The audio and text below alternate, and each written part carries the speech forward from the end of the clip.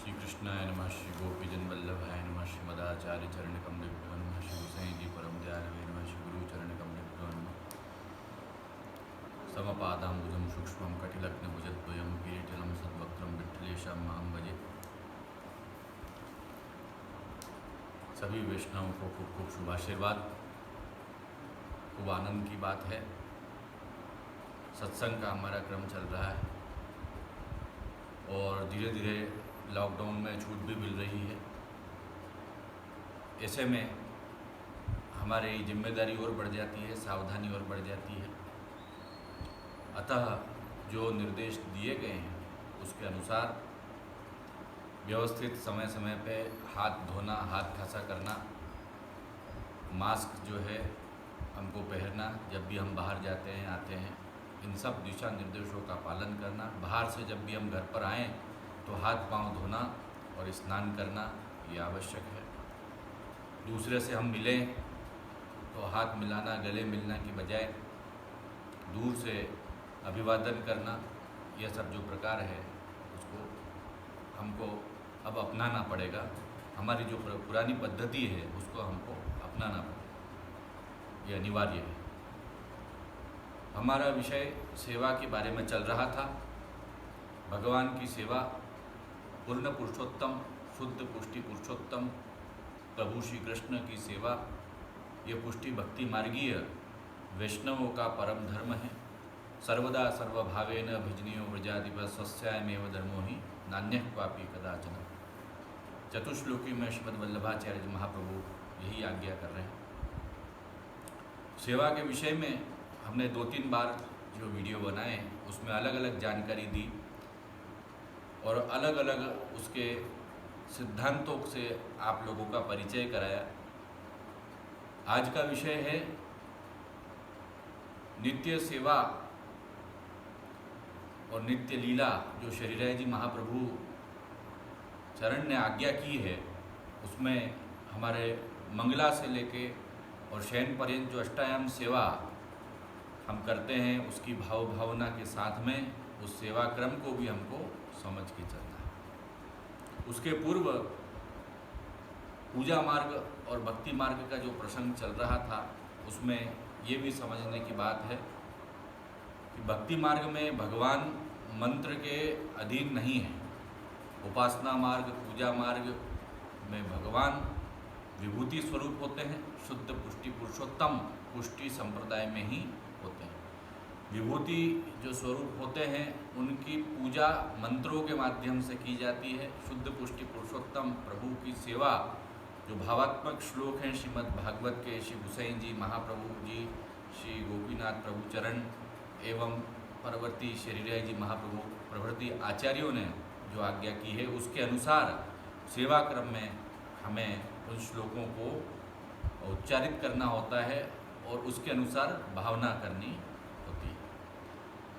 और साथ ही पद साहित्य जो अष्टछाप भगवदियों ने, अष्टसखाओं ने और अन्य भगवदियों ने जो पद्धति श्री गोसाई जी महाराज ने, प्रभुचरण श्री गोसाई जी ने बनाई हैं उसके अनुसार सेवा करने से ठाकुर जी प्रसन्न होते हैं और हमारे हृदय में भी भक्ति भाव स्थापित होता है, पुष्टि भाव स्थापित होता है। इसीलिए पुष्टि भक्ति मार्ग में जो सेवा है और उसके अनुसार पद साहित्य है और अनेक मनोरथ होते हैं, वो भी पद साहित्य के आधार पर ही होते हैं। महाप्रभु जी श्री गोसाई जी ने जो स्थापित प्रणालिका की है उसके हिसाब से होता है। तो पूजा मार्ग में विभूति स्वरूप हैं, पुष्टि संप्रदाय में शुद्ध पुष्टि पुरुषोत्तम की सेवा होती है। पूजा मार्ग में मंत्र के अधीन विभूति होती हैं और साथ ही मंत्र के साथ में पूजा की जाती है। और पुष्टि भक्ति मार्ग में शुद्ध पुष्टि पुरुषोत्तम प्रेम के अधीन है, भक्ति के अधीन है, सेवा के अधीन है।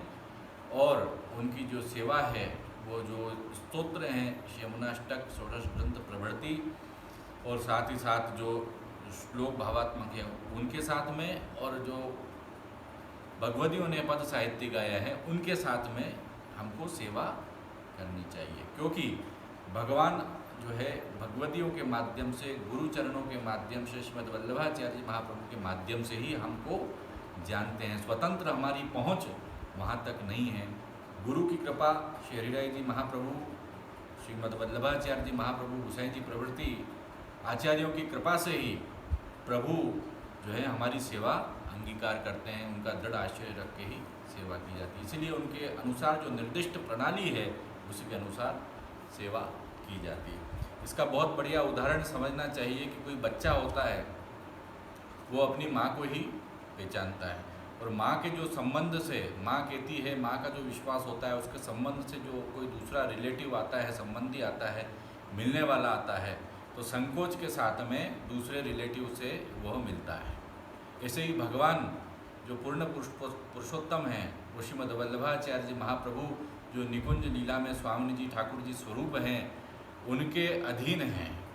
वो दान, भक्ति का दान, कृपा का दान उनके अधीन है, उनको ही वो पहचानते हैं, उनकी बनाई हुई सेवा प्रणाली को ही पहचानते हैं। स्वतंत्र हमारा कोई सामर्थ्य नहीं है कि वो शुद्ध पुष्टि पुरुषोत्तम तक हमारी कोई पहुंच हो सके। इसीलिए उनकी शरणागति अर्थात श्रीमद् वल्लभाचार्य जी महाप्रभु श्री गोसाई जी की शरणागति होने के पश्चात उनकी बनाई हुई प्रणालिका के अनुसार ही हमको सेवा करने पर अलौकिक फल प्राप्त होगा, ये हमको जानना चाहिए।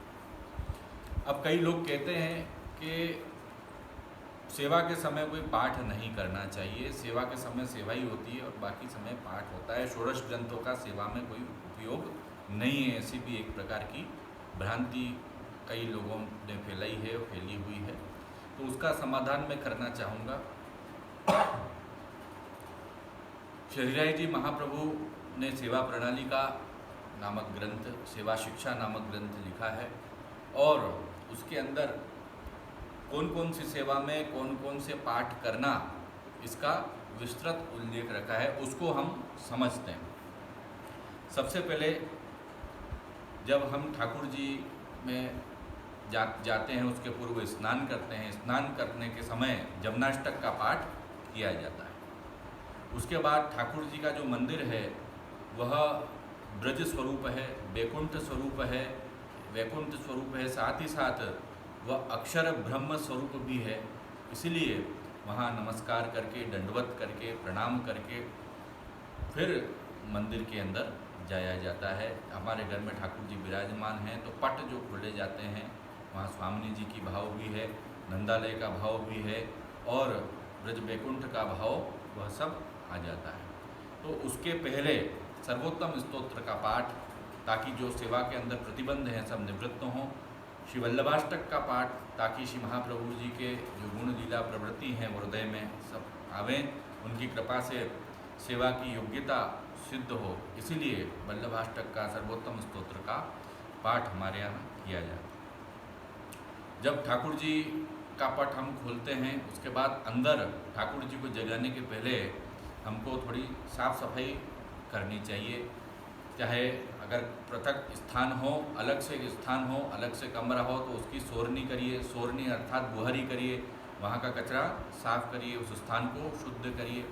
तो बुहारी करते समय जब हमको दीनता होनी चाहिए हृदय में कि ठाकुर जी पूर्ण पुरुषोत्तम हैं, हम दास हैं, तो वह बुहारी करते समय हमारे यहाँ अंतःकरण का प्रबोध का पाठ होता है। अंतःकरण प्रबोध, अंतःकरण मद वाक्यम सावधानतया शुणु, यह श्रीमद् वल्लभाचार्य जी महाप्रभु ने षोडश ग्रंथ में आज्ञा की। उसके बाद में एक बार बुहारी होने के बाद में, सोहनी होने के बाद में, हमारे यहाँ पुष्टि मार्ग में बुहारी को सोहनी कहा जाता है। सोहनी अर्थात जो शोभा दे, अर्थात स्थान को शुद्ध करे, पवित्र करे। जैसे स्थान शुद्ध होता है वैसा हमारा हृदय भी पवित्र और शुद्ध होता है, उस भाव से सोहनी की जाती है।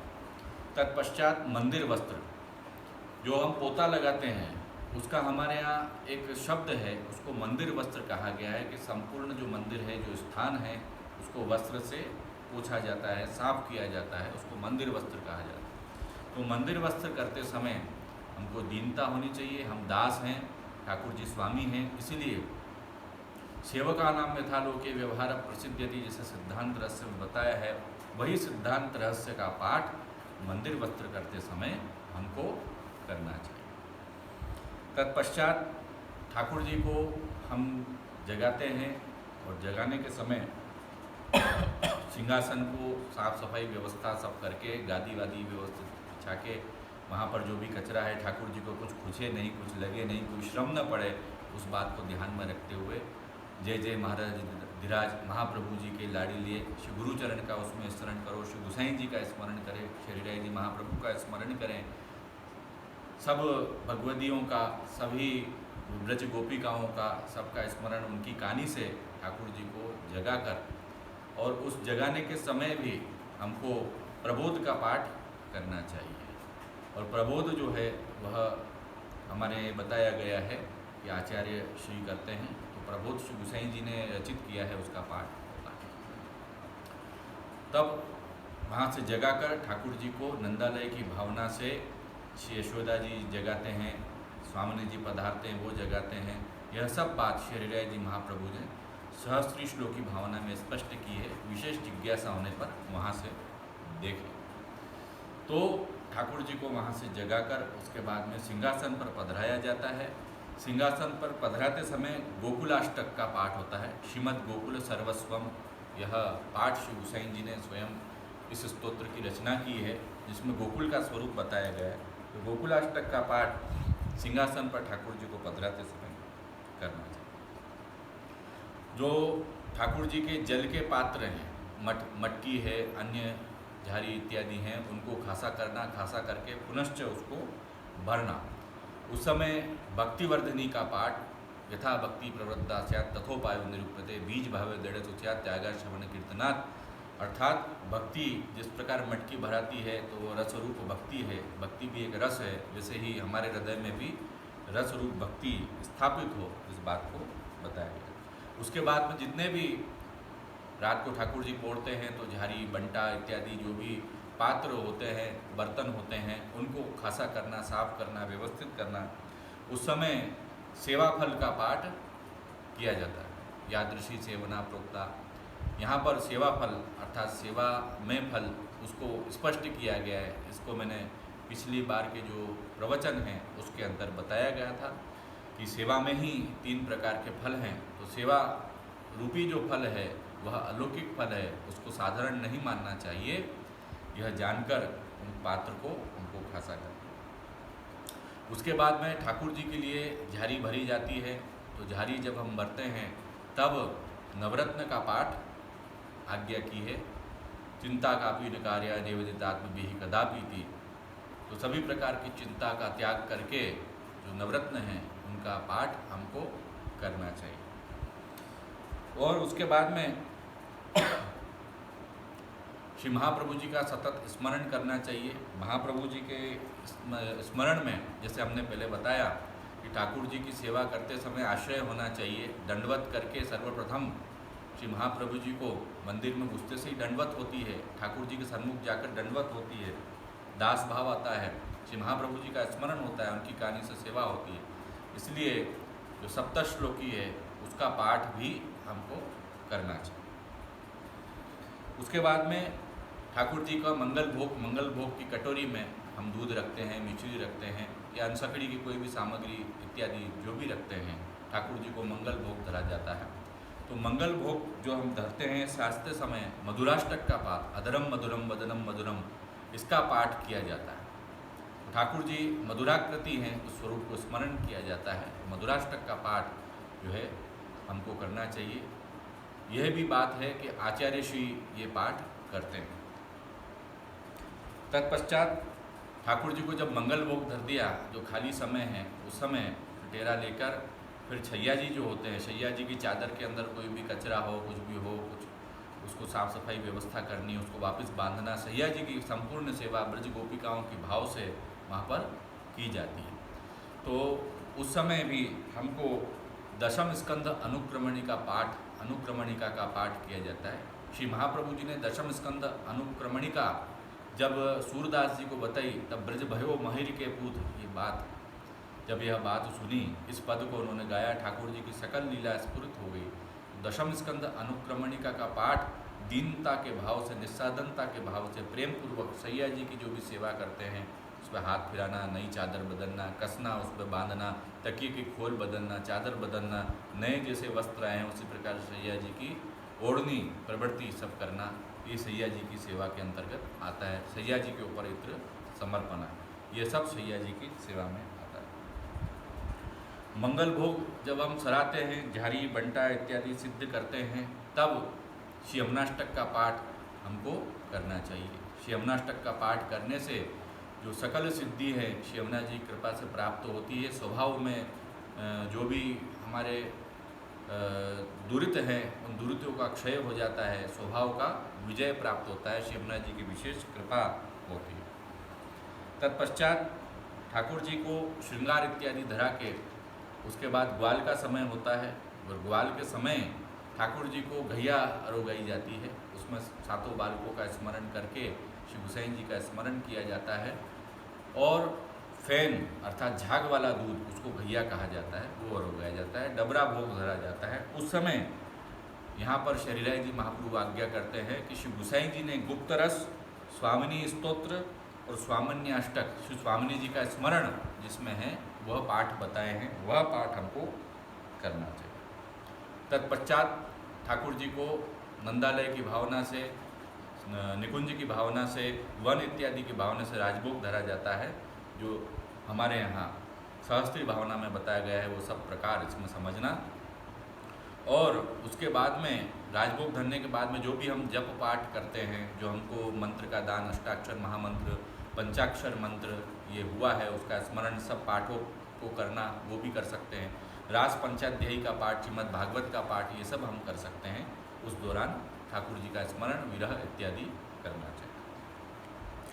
जब राजभोग सरते हैं, राजभोग आरती होती है, उस समय राजभोग आरती आर्या यह सब किया जाता है। ऐसे ही मंगलम मंगलम ब्रजभुवि मंगलम, मंगला आरती आर्या है, फिर राजभोग आरती आर्या है, फिर संध्या आरती आर्या है, फिर शयन आरती आर्या है। ये श्री गोसाई जी ने स्तोत्र बनाए हैं, उनको हमको पाठ आरती के समय किए जाते हैं। जिनके घर पर आज्ञा है वही आरती कर सकते हैं, अन्य वैष्णव भावनात्मक रूप से आरती करते हैं। तो राजभोग आरती के समय राजभोग जब सर जाए, तत्पश्चात ठाकुर जी के सन्मुख हमको विज्ञप्ति करनी चाहिए, दीनता की, निस्साधनता की, साथ ही साथ कृष्णाश्रय का पाठ करना चाहिए। परिवृद्धाष्टक बताया है, उसका पाठ करना चाहिए। परिवृद्धाष्टक जो है उसका पाठ आचार्य श्री का परिवार करता है। तत्पश्चात सायंकालीन सेवा में उत्थापन, भोग और संध्या आरती, शयन ये सब होते हैं। उस समय जब भोग का क्रम होता है और भोग का क्रम होने के पश्चात वेणु गीत और गोपी गीत का पाठ श्री हरिराय जी महाप्रभु आज्ञा करते हैं, वह करना चाहिए। शयन के पश्चात ठाकुर जी को पोढ़ाकर, दंडवत करके, प्रणाम करके, और उसके बाद में सर्वोत्तम स्तोत्र का पाठ अवश्य करना चाहिए, सत्संग अवश्य करना चाहिए, और श्रीमद् भागवत सुबोधनी जी का जो सत्संग है वो अवश्य करना चाहिए। तो ऐसे हमारे यहाँ पूरी जो अष्टायाम सेवा है उसमें एक एक सेवा के अंतर्गत एक एक पाठ का प्रकार भी हमारे यहाँ बताया है। तो सेवा जो होती है वह पाठ करते करते उसको हमको करना चाहिए, ताकि हमारे पाठ भी हो जाए, सेवा भी हो जाए, और पाठ के अनुसार सेवा में भावना भी हो जाए। अब नित्य लीला का जो क्रम हमारा चल रहा है उस पर हम आते हैं। प्रातः समय उठी ब्रजबाला, गावत मंगल गीत रसाला, करी श्रृंगार मथनिया धोवे, अपनो अपनो दयो बिलोवे। जो ब्रज में नंदालय की भावना से हम जब भावना करते हैं ठाकुर जी की सेवा में, तो जो ब्रज की गोपिकाएं हैं वो तैयार होके सज कर, स्नान इत्यादि कर कर ठाकुर जी के लिए आत्मान भूषयान चक्रु, जैसे ठाकुर जी का जन्म हुआ उस समय वर्णन आता है, उसकी भावना भी करनी, और अपने अपने जो ठाकुर जी को जो सुंदर श्रृंगार लगते हैं ऐसे श्रृंगार धारण करके, क्योंकि अलौकिक स्वामी श्री ठाकुर जी हैं, भक्त निस्साधन हैं, उनके जो साक्षात स्वामी ब्रज में प्रकट हुए हैं, तो उनके दर्शन करने जा रहे हैं। सौभाग्य के सब चिन्ह धारण करके वो ब्रज गोपिकाएँ जाती और क्या करती हैं, मथनियाँ धोएं, जो मटकी होती है उसको वो खासा करती हैं।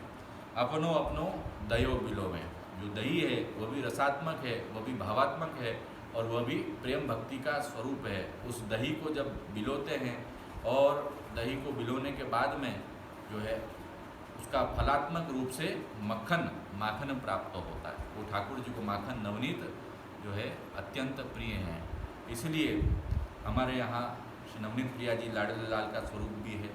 हय्यंग वीन प्रियम उनको कहा गया है। आगे, मथन करे मोहन जस गावे, सुमिर सुमिरि हरि गुण सचु पावे। ठाकुर जी का कोई भी प्रत्येक सेवा करते समय, प्रत्येक कार्य करते समय हमको खाली उस कार्य को नहीं करना है। ये ब्रज गोपिकाएँ हमको सिखाती हैं।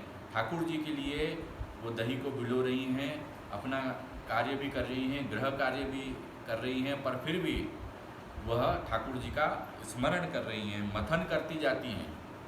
मथन करते करते और मोहन जस गावे, ठाकुर जी के जो यश है, गुण है, स्वरूप, गुण, लीला, उनका स्मरण करती है, उनका यश गाती हैं। अपने मुख को भी वो पवित्र करती हैं और मुख पवित्र करने के साथ साथ में एक दूसरे को वह सुनाती हैं। अलौकिक वह गीत उस समय सुनाई देता है। सुमिर सुमिर हरि गुण सचु पावे, तो स्मरण कर कर के वह खूब प्रसन्न होती। ठाकुर जी की लीला को गान करके, स्मरण कर कर के, ठाकुर जी के स्वरूप गुण लीला को स्मरण करके, उस नित्य लीला को, आनंदमय लीला को, अलौकिक लीला को, सब पाप को हरण करने वाली लीला को वो स्मरण करते। तो मंगल भोग में हमको सामग्री दूध जो भी धरना वो धरें, ठाकुर जी को जगह में, सिंहासन पर पधरावें, मंगला का क्रम जो है वह करें।